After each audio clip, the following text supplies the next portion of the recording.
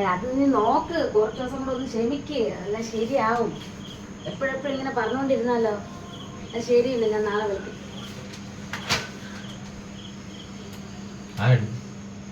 ചേച്ചി വിളിച്ചത്. അവിടെ ഇപ്പൊ മരുമോള് വന്നില്ലേ, അവൾ ഒരു ജോലിയും ചെയ്യുന്നില്ല, അവക്കൊന്നും അറിഞ്ഞൂടാ, അതുകൊണ്ട് അവൾ ചെയ്യുന്നു.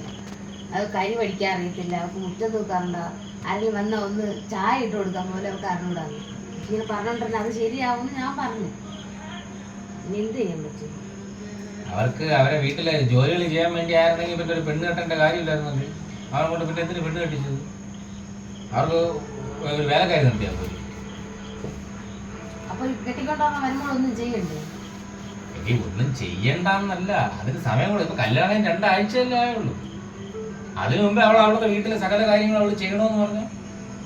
ഇപ്പൊ പുതിയതായിട്ടൊരു പെൺകുട്ടിയൊക്കെ നമ്മുടെ വീട്ടിലോട്ട് കയറി വരുമ്പോഴത്തേക്ക് ആദ്യം അമ്മായിയമ്മ ചോദിക്കണം, മക്കളെ നിനക്ക് എന്തൊക്കെ അറിയാം, നിനക്ക് എന്തൊക്കെ അറിഞ്ഞുകൂടാ.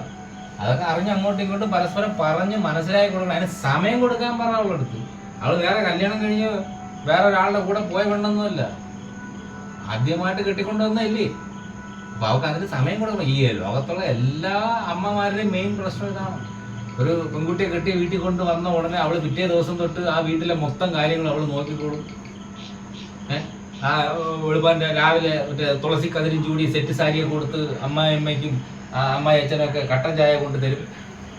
വീട്ടിലെ പിന്നെ എല്ലാ ജോലിയും അവള് ചെയ്തോളും, ഒരു കാര്യം അറിയണ്ട. ഇതേപോലെ സിനിമ കണ്ടു വെച്ചേക്കുന്നുണ്ട്, അതിന്റെ ഒരു ഇതൊന്നും പറഞ്ഞിരിക്കുന്നത്. ആദ്യം അതൊരു മനുഷ്യക്കുട്ടിയാണ്. അവള് വേറെ വീട്ടിലൊന്നും മരുമോളായിട്ടോ അല്ലെങ്കിൽ മോളായിട്ടൊന്നും പോയി ശീലമല്ല. മോളായിട്ടിരുന്ന പെൺകുട്ടി വേറെ മരുമോളായിട്ടൊന്നും പോയി ശീലമുള്ള കുട്ടിയല്ല. അവർക്ക് ആദ്യം സമയം കൊടുക്കാൻ പറ. ഇത് എല്ലാ അമ്മമാരുടെയും പ്രശ്നമാണ്. ഈ അമ്മമാരെങ്ങനെ ചായ ഇടാനെങ്കിലും പഠിക്കണ്ടേ? അത് ചിലപ്പോ അവരെ വീട്ടിൽ അതിനുള്ള ഇത് പറഞ്ഞു കൊടുത്ത് കാണത്തില്ലായിരിക്കും. അവരെ വീട്ടിലെ കല്യാണം കഴിയുമ്പോ ശരിയായിക്കോളൂന്ന് പറഞ്ഞായിരിക്കും അവരിരിക്കുന്നു. എന്തിനിങ്ങനെ കിടന്ന് വേളം വെക്കുന്നത്? എന്നെ ഇത്തിരി സമാധാനമായിട്ട് ചാറ്റാൻ സമ്മതിക്കും. ചാറ്റാനാ? അല്ല, പഠിക്കാൻ സമ്മതിക്കും. നാളെ നിന്റെ 2 മക്കള് കല്യാണം കഴിഞ്ഞ് വന്നിരുന്നാൽ ഇത് തന്നെ ആയിരിക്കണം. നിനക്ക് നല്ല മരുമകളെ ആവശ്യമുണ്ടെന്നുണ്ടെങ്കിൽ നീ അവർക്ക് കാര്യങ്ങളൊക്കെ പറഞ്ഞു കൊടുത്ത് മനസ്സിലാക്കി, വീട്ടിലെ കാര്യം എന്താണ് ചെയ്യേണ്ടത്, അവർക്ക് എന്താണ് അറിഞ്ഞിടാത്ത കാര്യങ്ങളൊക്കെ പറഞ്ഞ് മനസ്സിലാക്കി കൊടുക്കണം. നിന്റെ മോന് ഇന്നാളെ നീ പറഞ്ഞു കൊടുത്തല്ലോ, മക്കളെ ഭാര്യയെ മനസ്സിലാക്കി അവൾ നിന്നെ മനസ്സിലാക്കണം, അവരുടെ അങ്ങോട്ടും ഇങ്ങോട്ടും തെറ്റുകുറ്റങ്ങളൊക്കെ മനസ്സിലാക്കി കൊടുത്തു. അതുപോലെ തന്നെയാണ് അമ്മായിയമ്മയും മരുമോളും തമ്മിൽ ഒരു ധാരണ വേണം. നിനക്ക് നിന്റെ കാര്യങ്ങളെല്ലാം അവളോടത്തും പറഞ്ഞു കൊടുക്കണം, അവളുടെ കാര്യങ്ങളെല്ലാം നീ എങ്ങനെയാണ് ഈ വീട് കൊണ്ടുപോയത്, അപ്പോൾ മക്കളിന് നീ എങ്ങനെയാണ് കൊണ്ടുപോകേണ്ടതെന്നൊക്കെ പറഞ്ഞു കൊടുക്കേണ്ട ആവശ്യമാണ്. അല്ല മരുമോൾ വന്നോടനെ എല്ലാം അവള് ചെയ്യുമെന്ന് പറഞ്ഞാൽ നീ മാറിയിരുന്നല്ലേ. ഇപ്പൊ തന്നെ നോക്കാം, നിന്റെ ചേച്ചി വിളിച്ച് നിന്റെ അവരെ മരുമോളെ കാര്യങ്ങളെല്ലാം പറഞ്ഞു. നീ ഇതിന് നാളെ വേറെ ആരുടെ പറയും? എല്ലാവരും ഇങ്ങനെയാണ്. ഞാൻ ആരടുത്ത് പറയണമെന്ന് പറഞ്ഞു തന്നെ എല്ലാവരും എല്ലാ കാര്യവും പറഞ്ഞു കൊടുക്കുന്നു. നിന്റെ അടുത്ത് ദേഷ്യപ്പെട്ടതല്ല, ഒരു ഉദാഹരണം ഞാനിപ്പോ പറഞ്ഞുതരാം. അമ്പാടി കല്യാണം, അന്നിന്റെ മൂത്തമ്മ അമ്പാടി കല്യാണം കഴിഞ്ഞ് ഒരു പെൺകുട്ടിയെ കൊണ്ടുവന്നു. നീയും അവളുമായിട്ടും എന്തെങ്കിലും പോട്ടിയായി. നീ വിചാരിച്ച രീതിയിലുള്ളൊരു മരുമകളല്ല, അവൾ വിചാരിച്ച പോലത്തെ ഒരു അമ്മായിയമ്മയും അല്ല നീ.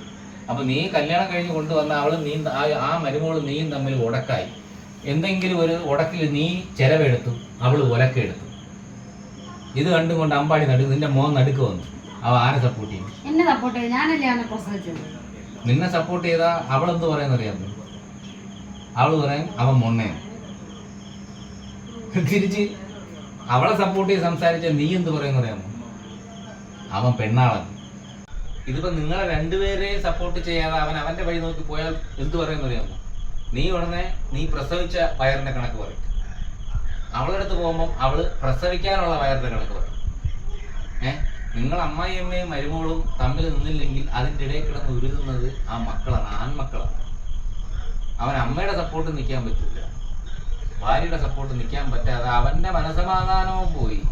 അവ ഒരുമാതിരി ഇങ്ങനെ അലഞ്ഞിരിഞ്ഞ് നടക്കുമ്പോൾ ഒരു കാര്യത്തിനും ഒരു ഇതില്ല. പക്ഷെ തിരിച്ച് നിങ്ങൾ അമ്മായിയമ്മയും മരുമോളും നല്ല സ്നേഹത്തോടെയും നല്ല സന്തോഷത്തോടെയും ആ ചെറുക്കൻ, അതായത് നിന്റെ മോനെയും അവളുടെ ഭർത്താവിനും ഒന്ന് സ്നേഹത്തോടെ നിങ്ങൾ തമ്മിൽ സ്നേഹത്തോടെ സഹകരിച്ചൊക്കെ ഈ ലോകത്തെ ഏറ്റവും വലിയ സമ്പന്നൻ അവനായിരുന്നു. ആരമ്മ സമ്പന്നൻ? നീ പഠിച്ചോണ്ടിരുന്നല്ലടാ, വലിയൊരു സംസാരിക്കട്ടെ. നിനക്കെന്തോ ഇടയ്ക്ക് കാര്യം, നീ പോ. അത് ശരി, നിങ്ങൾക്ക് അടി കൂടാൻ വേണ്ടി ഞങ്ങൾ കല്യാണം കഴിച്ചോണ്ട് വരണം, പക്ഷെ ഞങ്ങൾ സംസാരിക്കാൻ പാടില്ല. ഓക്കെ, ഞാൻ എന്തിനു പിണങ്ങുന്നു? എന്തോ നടക്കേണ്ട ഒരു ആവശ്യത്തിന് നമ്മളിപ്പം കിടന്ന് തർക്കിക്കേണ്ട കാര്യം എന്തുന്നു? എടി അങ്ങനെ എന്നോ നടക്കേണ്ട കാര്യം എന്ന് പറഞ്ഞാൽ നിസ്സാരമാക്കി കളയാൻ പാടില്ല. അതിനൊക്കെ ഒരു ദീർഘവീക്ഷണം വേണം. നല്ല പെൺകുട്ടി വേണം. നല്ല പെൺകുട്ടി വേണമെന്ന് പറഞ്ഞ് നിങ്ങൾ തിരഞ്ഞെടുക്കുമല്ലോ. അപ്പം ആ പെൺകുട്ടിയുടെ നല്ല സ്വഭാവമാക്കി അവളുടെ കാര്യങ്ങളൊക്കെ പറഞ്ഞ് മനസ്സിലാക്കി അവളൊരു നല്ലൊരു ഭാര്യ ആക്കിയിട്ട് നല്ലൊരു മരുമകളാക്കി എടുക്കേണ്ട ഉത്തരവാദിത്വം നിനക്കുണ്ട്. അപ്പൊ നമ്മൾ സന്തോഷമായിട്ടിരിക്കാൻ എന്താണോ വേണ്ടത് അത് ചെയ്യും.